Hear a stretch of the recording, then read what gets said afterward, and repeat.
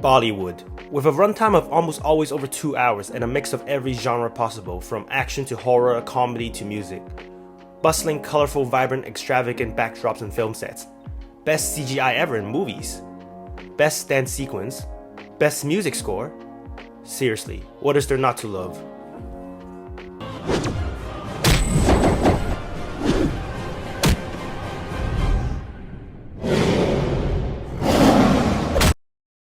So, as you can expect, we are traveling into the heart of India for a movie set in 2007, a film called Bhool Bhulaiyaa.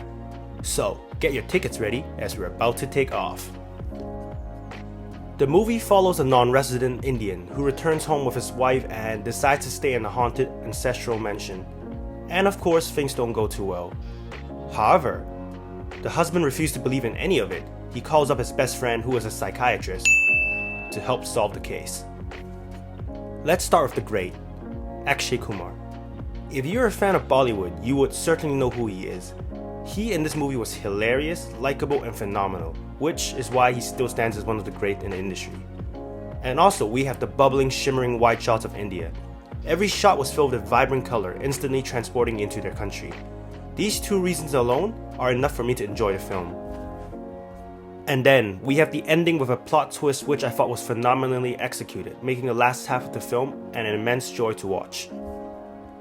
I would recommend this movie to everyone, but of course there are some aspects that I do think could have been executed better. The movie does have a slow start and it has a runtime of 2.5 hours. It takes around 45 minutes before we even get the first haunting and an hour before Mr. Akshay shows up. I also thought the usage of the mansion for this horror movie was a wasted opportunity, as it could have added a lot more tension and creepy atmosphere to the movie itself. I myself love movies about haunted houses and mansion, as there's so much you can do with the negative space. Using those spaces correctly can help elevate this movie to another level. For example, you could use long takes as we venture around the creepy mansion, as viewer tries to get a glimpse of what's hiding around the corner in the ancestral mansion. So in this aspect, it was a huge letdown. This movie was hilarious at points and it got me laughing my guts out. But sometimes the characters do overreact and I feel like the movie had trouble balancing the comedic tone and horror, as it felt like two different movies at times. And of course, how can I not talk about the songs in these movies? If you don't get mesmerized by the soundtracks from Bollywood films, I don't know what to say. Bhool Bhulaiyaa is a very solid film and enjoyable ride, but it does take its time to set up the story. But when the final half of the movie kicks in, it was one hell of a ride. So I recommend you guys to give this movie a try, as I think this movie is not as well known as a lot of other Bollywood movies, but it is a very entertaining ride indeed. I give this movie a 8 out of 10. Bhool Bhulaiyaa unfortunately is not available for streaming.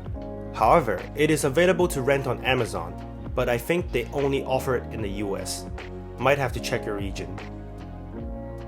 If you're into Bollywood, give this movie a try.